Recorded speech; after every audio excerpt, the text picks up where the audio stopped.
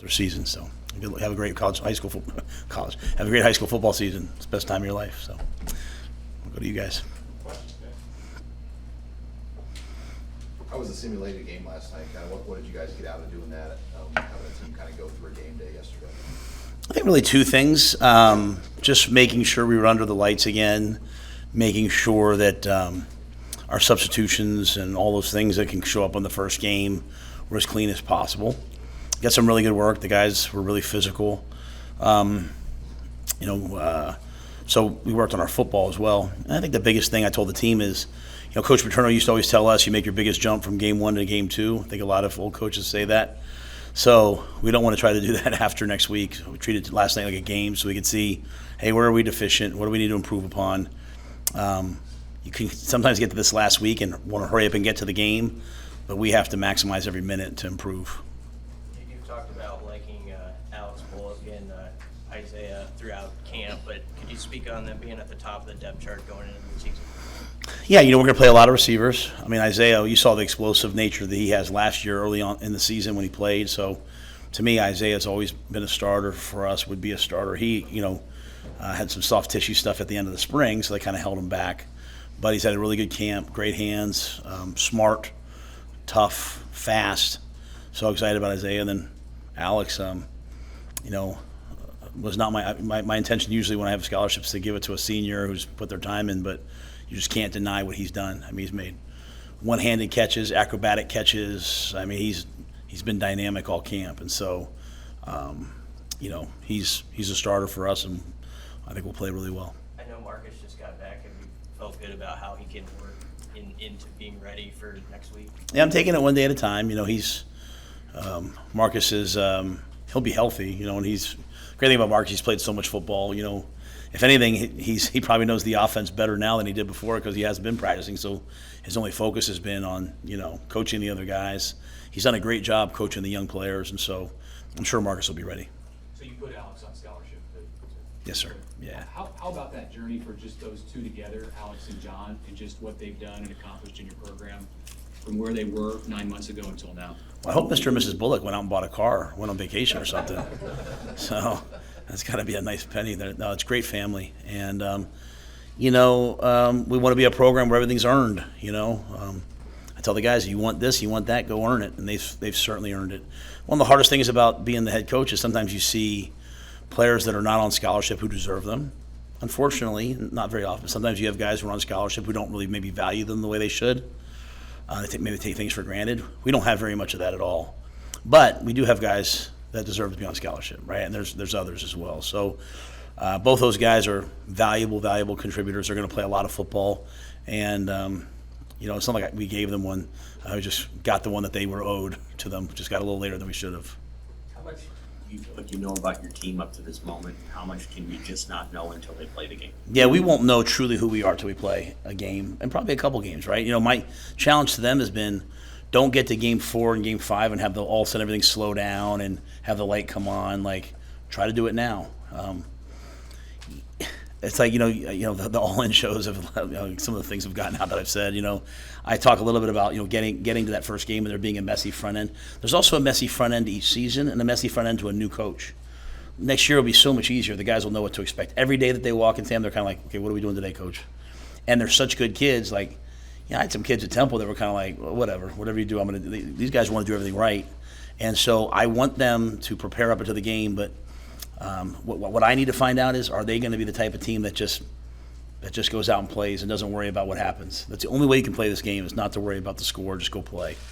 And so we talk about it all the time. I've seen them do it in practice. Will they do it in the game? That's the challenge. That's a challenge for me. That's a challenge for them. Matt, how different is game week prep back at the college level compared to the last few years in the NFL? I think my time in the NFL really prepared me to do this better, right? I think if we're playing for our staff or if they're being recruited by our staff, they're probably better prepared for things at the next level than maybe before. I've adopted probably more walkthroughs and things like that than meetings after my time there because I just see the value of like getting out there and feeling it and doing it. So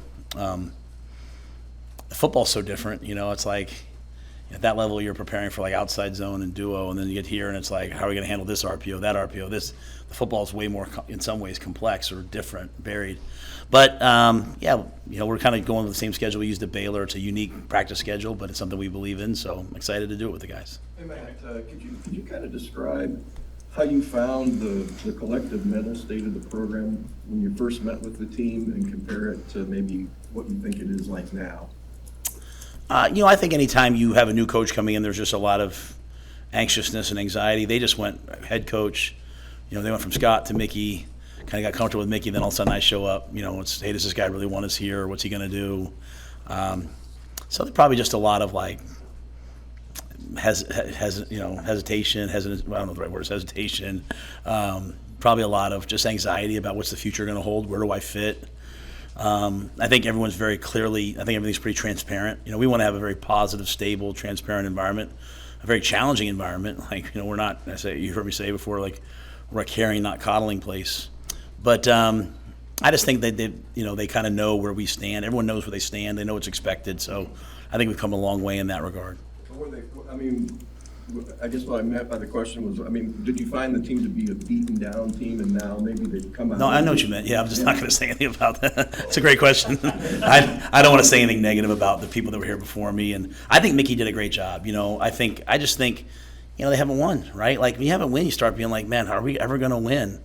And what we've asked our guys to do is to take ownership of that. You know what I'm saying? So I'll be honest with you. I will answer this, though. I think this is like one of the most resilient groups of young people I've ever been around. Like, I've said it a couple times. I don't know if people take me seriously. Like, I really feel like it's my obligation to watch. I remember Garrett Nelson sitting in my office, and Garrett Nelson needed to go to the NFL. Like, he was getting older. While I would love to have coached him, I was like, bro, it's your time. Like, go make it happen. But I remember Garrett, and I hope he's okay with sharing this, talking about like his father's legacy here and like how he wanted to be part of the group that turned it around. And I remember visiting with Nick and Luke, and they're trying to figure out, should we transfer? Should we stick around? Like, Coach Rhule, your MO is to kind of not be very good early and play the young guys. So, but their care for the program was so strong that I feel a tremendous obligation. Like, man, we have to find a way to help these guys win. So I don't know if they're beaten down as much as I would say just sort of like they want this so badly and they haven't been able to, and they're kind of looking everywhere. And I think we've just tried to be very focused about, hey, let's focus on these things.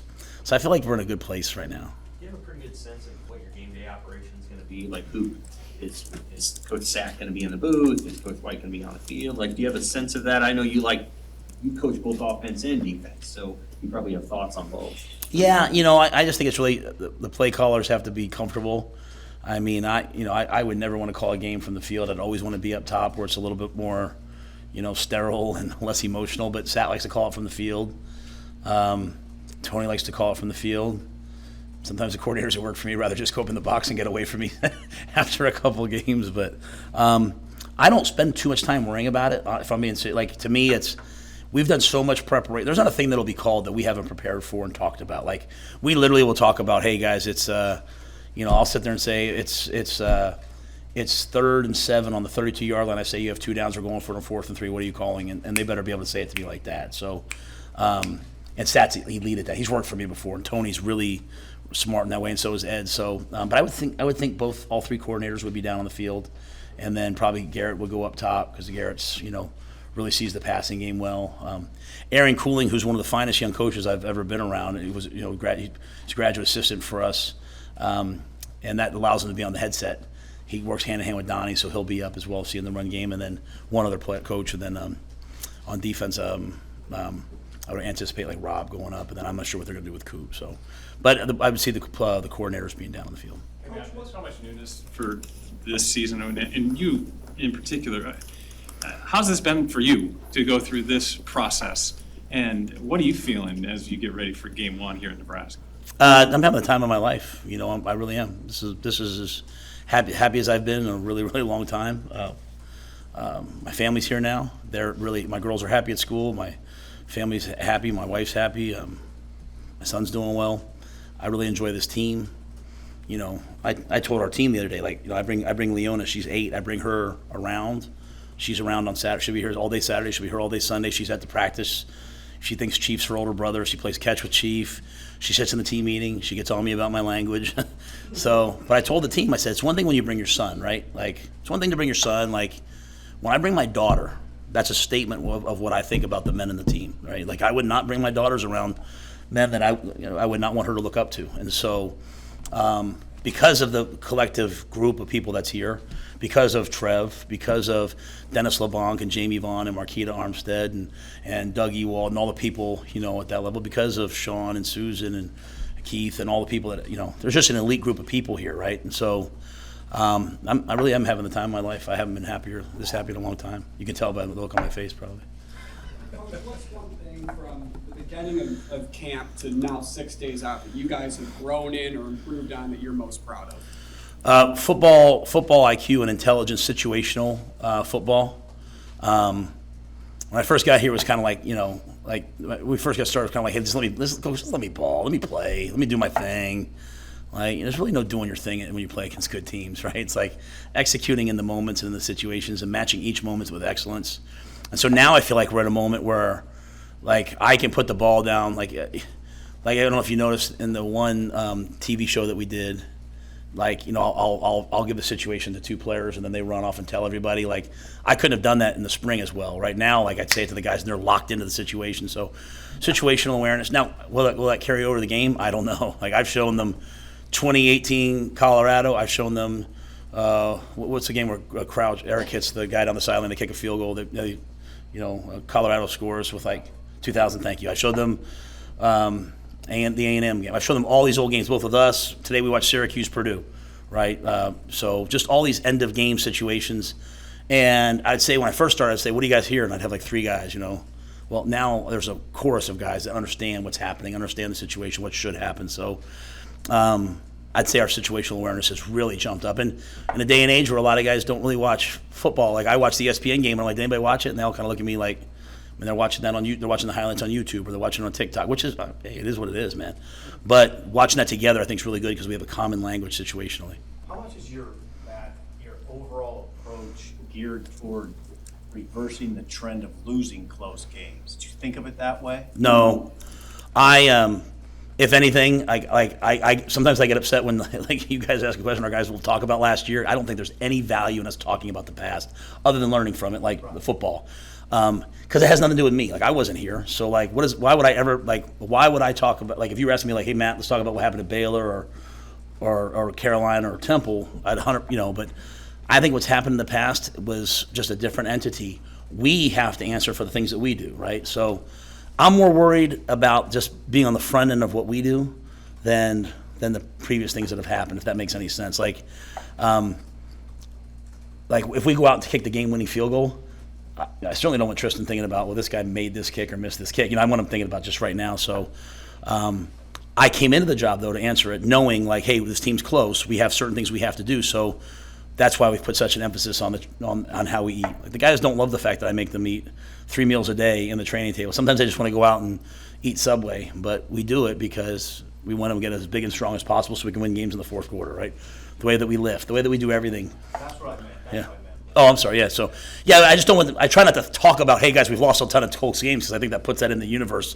For me, it's like we're going to win close games because we're doing X, Y, and Z, and I want them to draw on. Like, honestly, I mean, the Matt drills we did were really, really hard, and this training camp was really, really hard. This was really, really hard, and I want them to take pride. And we're playing Minnesota.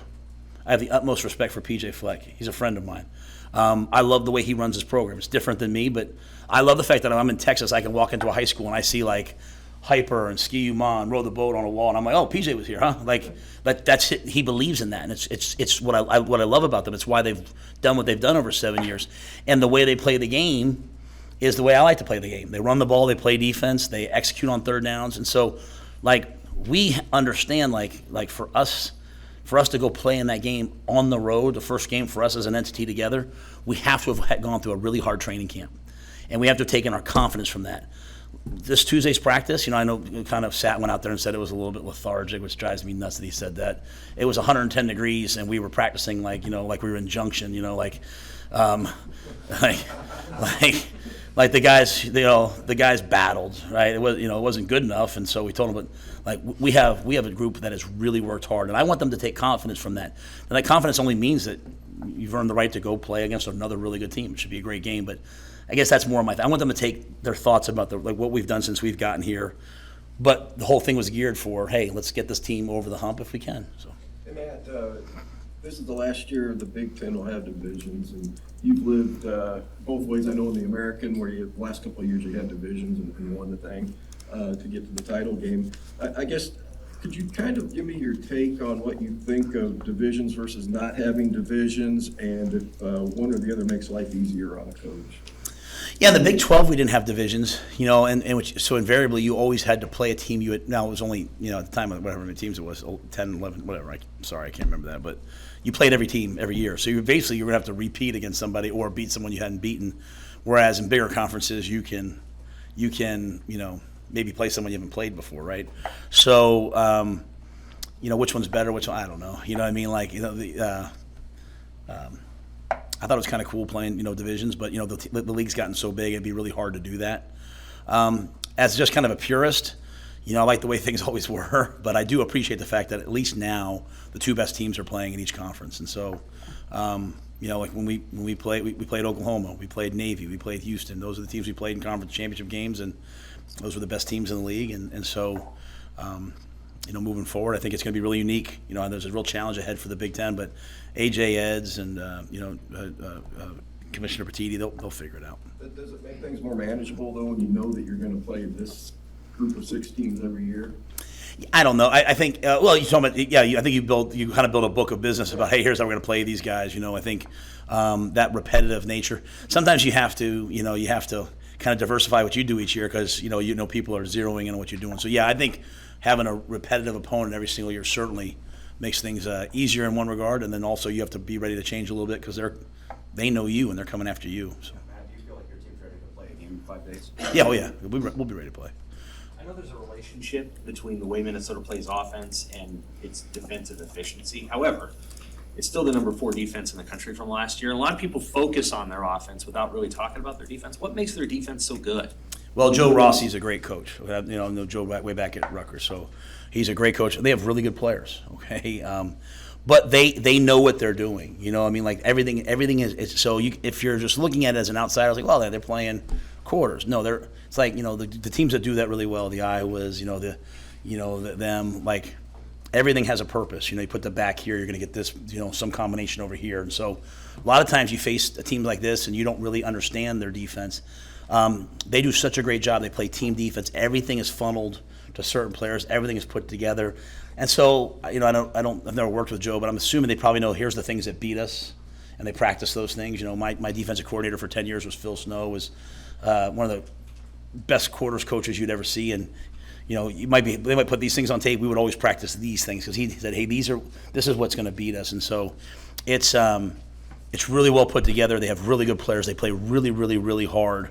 And they have guys at every level. You know what I mean? Like they have an elite linebacker. They have an elite safety. They have I think 4 elite players up front. And so they're a big physical team. And to your point, everyone talks about how much they run the ball, and that whether they throw it more, who knows? What I'll say is they're one of the top teams on third down on offense, and they're one of the top teams on third down in defense. You can say you want to run the ball, but if you can't convert, you're going to be in a lot of third downs when you run the ball. If you can't convert third downs, nothing's going to happen. And so they're over 50% on third down offense. Right? They're really good on defense on third down. So that's the challenge. If you ask me, hey, Coach, what's the game going to come down to? Besides like turnovers, the obvious things, can we win some third downs on both sides of the ball against a team that does it really well? I know you mentioned Chief, and see him on the top line there at the jack spot. Most of what we've heard about him has been off the field stuff, his personality. What does he bring on the field that has you guys feeling good about him? And just to clarify, anybody that's an or, we just put them alphabetically, right? So it's not him, then MJ. And then, Jamari's been banged up. Jamari, unfortunately, got a stinger, and he was coming back, and then he took a step and hurt his foot a little bit. So we expect him back, but he was kind of really in the front, of that race as well. But we have 3 guys we know can be elite jacks. With all that being said, to answer your question, I think Chief is someone, when you look at his history, number one, he has the personality. He has the social media presence, which are all awesome. What I love is his commitment to service, his commitment to the community. You see it everywhere. You see the things he does community service wise. You see the way he anybody he comes in contact with, he tries to make their day a better day. He's special in that regard. He's got a magnetic personality. There was a thing, I learned so much from our team, basically from listening to interviews, which you guys do with them, because I hear what they're saying, or listening to the things that our social media team puts out. I watch them, and there was a thing where MJ was talking about, he comes in sometimes, he's probably a lot like me, and he's not a morning person, and just how Chief is like sunshine. And I told Chief, I said, that's beautiful. In a day and age where everyone wants to kind of be isolated, be their own brand a little bit, like to have someone that brings that warmth and charisma to a room is special. So I love the way Chief gives back. I love who he is as a person. He's going to be really successful in life after football's done, because he's got big plans for himself. And what I like, he just takes care of things. He takes care of the people he's around, takes care of football, takes care of school. Was awesome in school this last year, and is making a name for himself off the field as well. Hey, Matt, you've got the war on the kicker spot. How do you kind of finalize that position as you head into next week? I think it's just over the next couple of days. We'll have, obviously, Sunday we'll be in full pads, and we'll kick again there. So we've, as I said, kind of Buschini was kind of going with the ones, and Tristan was going with the ones, and then it kind of was come into Sunday. We'll have one more day of competition, and then just for me, to me the depth chart is like an organism, right? Like it's ever changing. I'm not a big hey, set it in stone type of a guy. We're going to play guys, and the competition, competition's always there, and you have the power to change your situation. So that'll kind of be a weekly thing. Have you done your final 3 single-digit numbers yet on the roster? They voted last night. Yeah, they're going to announce those later today. Those guys don't even know yet. So I know when Evan Cooper was up here in January, he really liked who was in his room and the potential there. How have you seen that kind of round into form, that just that competition and who you have up on the top line to start? Yeah, we should have a good secondary. We've got good players. Quentin has had a great camp. I love the way Quentin's come along. Malcolm Hartzog is, he's A+ on the field, A+ off the field, A+ in the classroom. He's a special young man. Tommy is a physical freak.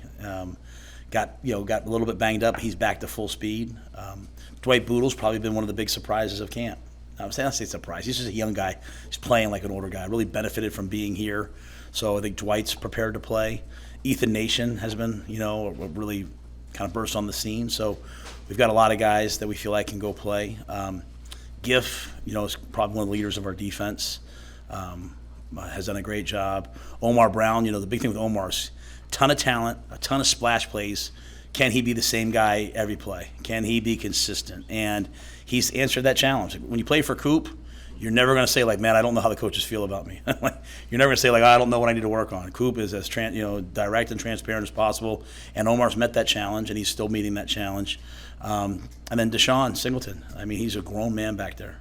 He's probably one of the biggest, most explosive, fastest safeties I've ever been around.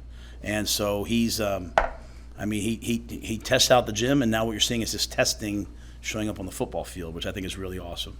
And, then you have guys like Corey Collier. Phelan Sanford could start at all 3 positions. Phelan has made the jump, I think, from being like a really good special teams player and who can help on defense to now, hey, he could start. He's one of the fastest guys on the team, but he's now really, really consistent in all those areas. Kobe Bretz, some other guys doing a really nice job as well. Is there an update on Buford? I think we asked about him last at media days.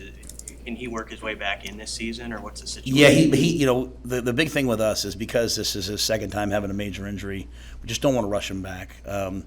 We kind of communicated with the family early on and him, hey, we're going to put you out there when you're ready, but not a day too early. So he, according to the doctors, had a significant jump just this past week. So he's going to hopefully begin to progress into on the field work. I think right now, though, I wouldn't look at it for him anytime soon on the field. I think it's more of a, maybe week 5, maybe week 6. If not, maybe it's, the last 4 games of the year, and then he redshirts this year and plays for 2 years. Either way, our responsibility is to make sure he comes back. There's a big difference between letting guys come back when they can come back or when they should come back. And we want him to come back when he should come back because he has, he's got pro potential, and I want to make sure he's healthy. Have you gotten word on the Gilbert waiver yet, or anything that you can share there? Yeah, it's still on. It's still in progress. We're hoping, before we head to Minnesota, we'll have a little bit more finality on it. There's obviously been some twists and turns and things going back and forth, and out of respect for Eric, I haven't really broadcast all those different things, but there's still some, we're looking for some finality, and everyone's working hard to get it done. No one knows it's going to happen on Thursday, but what are you confident in your team knowing that you guys will do well Thursday? Oh, that's such a great question. I'm confident that we're going to play hard. I'm confident that we're going to be a physical team. I'm confident that if things don't go well early, that we're not going to panic. I'm confident that if things do go well early, we're not going to celebrate. You know what I mean? Like I think our guys understand that this is a 60-minute game and this is a 12-game season.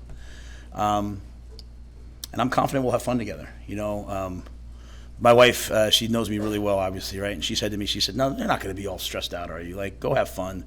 And this is the type of team you can go have fun with. Like, you really can. You know, like, I've had some other teams, like, I'm like, you know, on top of everything.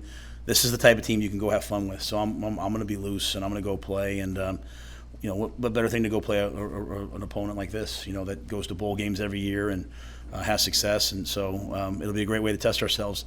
But, you know, again, going back to Steve's question about late in the game and all those things, you know, we're going to be a team. I don't know when. We're going to be a team that plays our best football in the fourth quarter. You know, Coach Osborne came up the other day and just wanted to, you know, what an unbelievable man. Just wanted to shake my hand and wish me luck. And we started asking him about Minnesota and started asking about some other things, you know. And at the end of the day, he was like, you know, we always wanted to be a team. You know, his Cornhuskers that won the fourth quarter was the best team in the fourth quarter. And that's what we've been preaching since day one. So, again, as I tell our guys, when the ethos of who we are matches the legacy of what came before us, then we can build a legacy that comes after us. And, you know, this is a really good team. I don't know if we'll be the best team in the fourth quarter, but I can tell you that we will be trying to play our best football then. So if we do that, we're well on our way to being a team that can compete for wins and championships and bowl games and all the things that we want to have happen eventually. Matt, kind of out of left field here, in light of some of the things that have happened over at Iowa and Iowa State, have you guys redoubled any efforts to counsel your guys on gambling? Yeah, you know, obviously when it first happened, we presented to them. The athletic department presented to them. I know that the conference is doing some things also that allows you to provide some resources. So, you know, it's such a you know, when I was playing, obviously, you know, that was still an issue, right? You couldn't gamble, you know, way back when at Penn State. And we still had guys that probably got involved in that, and all college kids did. It's just everywhere now, right?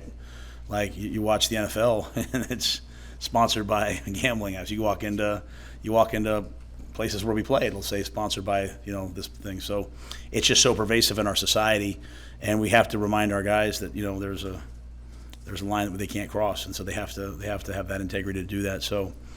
Yeah, we've talked about it. We've brought people in to talk to them about it, you know, within the athletic department and from outside. So my hope is that our guys make good decisions, as I hope they do in every aspect of their lives. Hey, Coach, it would be great to be able to be home for a first game, but you're on the road for 2 weeks. When you're talking about, like, the psychology with this team, is there benefits that you can share with them of, like, going out on the road for 2 weeks, not being able to be at home at Memorial Stadium for the first time as a group together?